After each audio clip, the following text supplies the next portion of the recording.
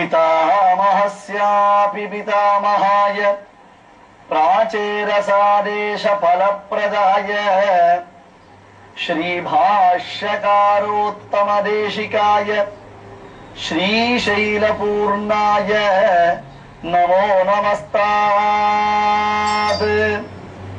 பெரிய திருமலை நம்பிகள் திருவேங்கடமுடியானாம் ஸ்ரீ ஸ்ரீனிவாச பெருமாளுக்கு தினந்தோறும் தீர்த்தம் கொண்டு வந்து சமர்ப்பித்துக் கொண்டிருந்தார் ஆகாசகங்கை என்னும் இடத்திலிருந்து. அதாவது பாப விநாசனி என்பது பெரிய தீர்த்தம், அதிலே ஒரு இடத்துல ஆகாசகங்கை. இந்த பாப விநாசனி அவ்வளவு தூரத்திலிருந்து தண்ணீர் கொண்டு வருவது என்பது எவ்வளவு சிரமமான காரியம்.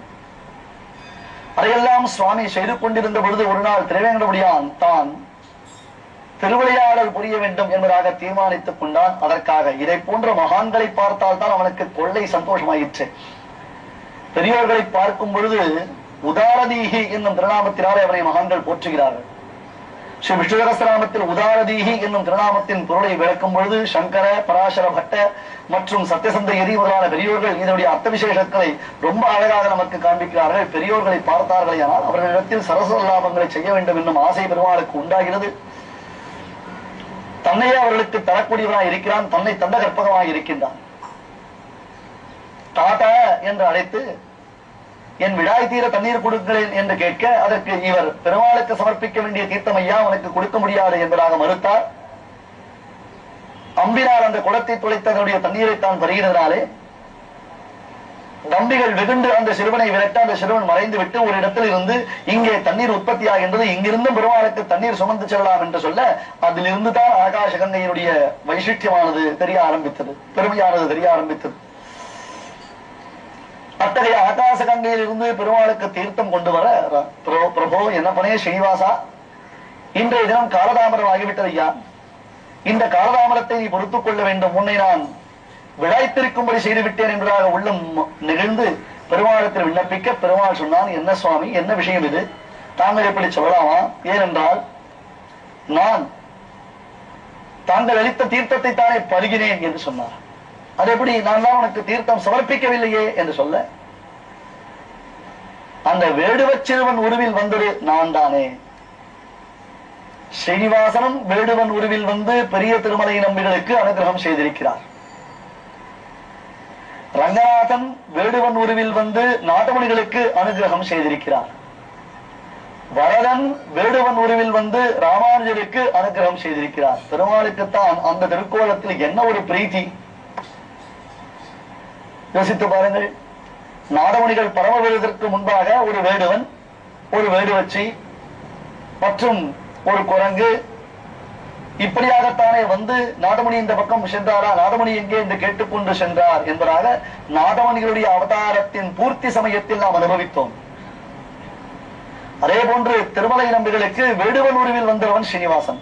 வரதன் பெருமாளும் பெருந்தேவி தாயாரும் வேடுவனும் வேடுவச்சி ரூபத்திலும் சாலைக்கிணறு தீர்த்தத்தை பெறுவதற்காக ராமானுஜருக்கு அனுகிரகம் செய்தார்கள்.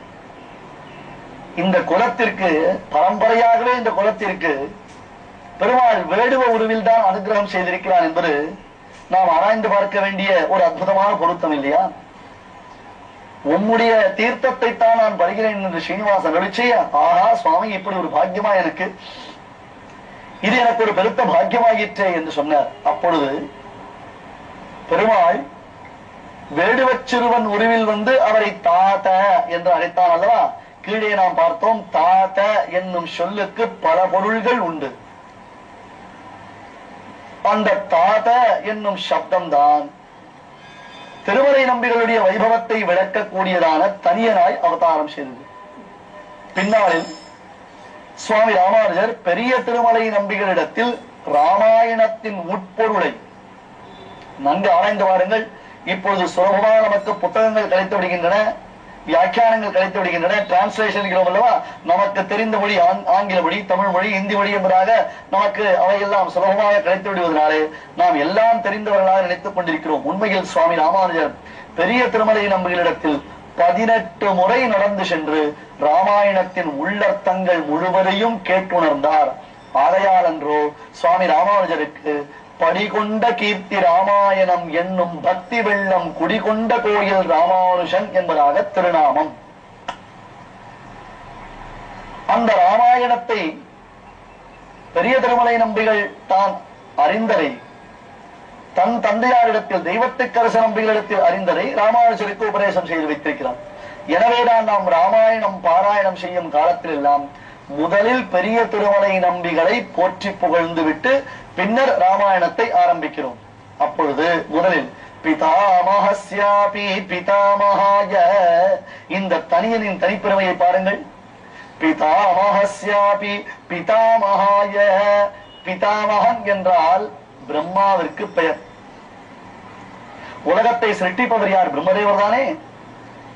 அந்த பிரம்மதேவர் அவர் பிதாமகர் என்று அழைக்கப்படுகிறார். மற்றொன்று பிதாமகர் என்றால் தந்தையின் தந்தை, தந்தையின் தந்தைக்கு பிதாமகர் என்பதாக பொருள். பிதாமஹஸ்யாபி பிதாமஹாய, ஒரே படம் அலிட்ரேஷன், ஒரே படம் இரண்டு முறை உபயோகிக்கப்படுகிறது. ஆனால் இரண்டு முறைக்கு அதனுடைய அர்த்தம் வேறுபடுகிறது. பிதாமஹஸ்யாபி பிரம்மதேவருக்கும் பிதாமகாய எவரொருவர் பிதாமகரோ, பிதாமகரான பிரம்மதேவருக்கு எவரொருவர் பிதாமகரோ. என்ன சுவாமி புரியவில்லை? பிதாமகரான பிரம்மதேவருக்கு எவரொருவர் பிதாமகரோ என்றால் என்ன பொருள்? அதாவது பிரம்மதேவருக்கு பிதாமகர் என்ற பொருளாயிற்றா? இந்த பிரம்மதேவர் யாருடைய பிள்ளை? நான்முகனை நாராயணன் படைத்தான். பத்மே திவ்யார்க்க சங்காஷே நாபியாம் உத்பாத்ய மாமபி. நாராயணன் நான்முகனை படைத்தான். தேவம் எப்பொருளும் படைக்க பூவில் நான்முகனை படைத்த தேவன் உலகத்தை சிருஷ்டிப்பதற்காக அவருடைய நாபி கமலத்தில் பிரம்மாவை சிருஷ்டித்த அனந்த பத்மநாபன். யாரவன்? நாபியில் பிரம்மதேவரை சிருஷ்டித்ததினாலே பகவான் பிரம்மதேவருடைய திருத்தந்தை. பகவான் பிரம்மதேவருக்கு திருத்தந்தை. சரி, அப்ப பிரம்மதேவர் பகவானுடைய பிள்ளை. இப்பொழுது அந்த பகவானான ஸ்ரீனிவாசன் பெரிய திருமலை நம்பிகளை பார்த்து தந்தையே என்று அழைத்தார். என்ன சொன்னார்? தாத்த என்று அழைத்தார் அல்லவா? தாத்த, தந்தையே என்று அழைத்தார் அல்லவா? தந்தை, தந்தையின் தந்தை என்றால் பிதாமகர் என்பதுதானே பொருள். பிரம்மதேவனுக்கு பிதாமகன் என்னும் பெயர் இருந்தால் கூட அந்த பிரம்மதேவரின் தந்தையான ஸ்ரீனிவாசன் பெரிய திருமலை நம்பிகளை பார்த்து தந்தையே என்று அழைத்ததினாலே பிரம்மதேவருக்கும் பெரிய திருமலை நம்பிகளுக்கும் என்ன உறவு தெரியுமா? பெருமாளுக்கு தந்தையான பெரிய திருமலை நம்பிகள் பிரம்மதேவருக்கு தாத்தாவாகிறார். இது ஒரு சுவாரஸ்யம். இந்த சுவாரஸ்யத்தை நன்கு அனுபவிக்க வேண்டும். பிதாமஹஸ்யாபி பிதாமஹாய, ஏனென்றால் இந்த ஸ்லோகத்தை நினைவுறுத்திக் கொள்ளுங்கள். பின்னாளில் சுவாமி ராமானுஜர் மறுபடியும் திருமலைக்கு விஜயம் செய்து 18 முறை ராமாயணத்தின் ரகசியார்த்தங்களை கேட்கும் பொழுது இதனைத்தான் நாம் சொல்லிவிட்டு ஆரம்பிக்க வேண்டும். பிதாமஹஸ்யாபி பிதாமஹாய பிராச்சேதசாதேஷ பலப்பிரதாய. பிரச்சேதஸ் என்றால் வருணன். அந்த வருணனுடைய பிள்ளை பிராச்சேதஸ். பிராச்சேதஸ் என்பது வால்மீகிக்கு பெயர். ராமாயணத்தை அருளிச் செய்த மகாத்மாவான வால்மீகி வேத பிராச்சேதசாதாசித் சாட்சாத் ராமாயணாத்மனா. வேதம் வால்மீகியினுடைய முகாரவிந்தத்தில் இருந்து ராமாயணம் என்று உண்டாயிற்றல்லவா? பிராச்சேதசாதேஷ பலப்பிரதாய, அந்த வால்மீகி அருளிச் செய்த ராமாயணத்தின் முழு அர்த்தங்களையும், ராமாயணத்தின் சம்பூர்ணமான பொருள் அனைத்தையும் அருளக்கூடியவர் ஸ்ரீசைலபூர்ணரான பெரிய திருமலை நம்பிகள். பிராச்சேதசாதேஷ பரப்பிரதாய ஸ்ரீபாஷ்யகாரோத்தம தேசிகாய. இவர் சாமானியப்பட்டவரா? சுவாமி ராமானுஜருக்கு மாதுலர். அது தவிர ராமானுஜருக்கு இவர் ஒரு ஆச்சாரியன். ஏனென்றால் ராமானுஜரை நாம் பஞ்சாச்சாரிய பராஸ்ரயர் என்று அழைக்கப் போகிறோம். 5 மகான்களின் திருவடிகளில் வித்யாபியாசம் செய்தவர் என்பதாக பொருள். அதில் பெரிய திருமலை நம்பிகளும் ஒருவராயிருப்பதினாலே ஸ்ரீபாஷ்யகாரோத்தம தேசிகாய, ஸ்ரீபாஷ்யகாரர் என்பது பகவத் ராமானுஜருக்கு சரஸ்வதி தேவியார் இட்ட பெயர். சரஸ்வதி தேவியார் அவரை அழைத்த பொழுது ஸ்ரீபாஷ்யகாரா என்று அழைத்தார். அப்பேற்பட்ட ஆனந்தமான சரித்திரம், அற்புதமான விஷயங்கள், மயிர்கூச்சல் எடுக்கும் முக்கியமான விஷயங்களை எல்லாம் ராமானுஜருடைய திவ்ய சரித்திரத்தில் நாம் பார்க்க போகிறோம். ஸ்ரீபாஷ்யகாரோத்தம தேசிகாய ஸ்ரீசைல பூர்ணாய நமோ நமஸ்தார். அத்தகைய ஸ்ரீசைல பூர்ணரே, பெரிய திருமலை நம்பிகளுக்கு பூயோ பூயோ நமோ நமஹா, மீண்டும் மீண்டும் நமஸ்காரம், மீண்டும் மீண்டும் வந்தனம் என்று அதனை நாம் கொண்டாடுகிறோம். அத்தகைய பெரிய திருமலை நம்பிகளை தன் மனதில் எண்ணினார் சுவாமி ராமானுஜர். ஏனென்றால் திசை மாறிய கோவிந்தனை திருத்தி பணிகொள்ள வேண்டிய பெரும் பொறுப்பை யாரிடத்தில் ஒப்படைப்பது என்று ராமானுஜர் உள்ளம் மயங்கிய பொழுது, இந்த காரியத்தை பரிபூர்ணமாக செய்து முடிக்க வல்லமை பெற்றவர் பெரிய திருமலை நம்பிகள் தான் என்று உணர்ந்தவராக அந்த திருமலை நம்பிக்கு செய்தி அனுப்பினார். கோவிந்தன் இப்பொழுது பாதை மாறிய பறவையாய் இருக்கிறான். ஸ்ரீ வைஷ்ணவ சம்பிரதாயத்திற்குரிய சின்னங்கள் அனைத்தையும் விடுத்து விட்டான்.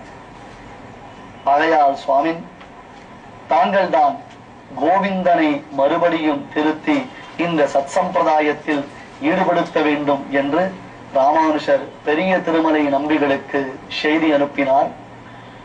தன் மருமகனாம் இப்பொழுது யதிராஜராக திகழக்கூடிய ராமானுஜருடைய திருவுள்ளத்தை, அவருடைய மனோரதத்தை பூர்த்தி செய்வதற்காக பெரிய திருமலை நம்பிகள் திருமலையில் இருந்து கோவிந்தரை தேடி புறப்பட்டார். நாமும் திருமலை நம்பிகள் பின்பு அனுயாத்திரை செய்தோமையானால், பின்தொடர்ந்தோமையானால் அங்கே கோவிந்தர் என்ன செய்து கொண்டிருக்கிறார் என்பதை அறியலாம்.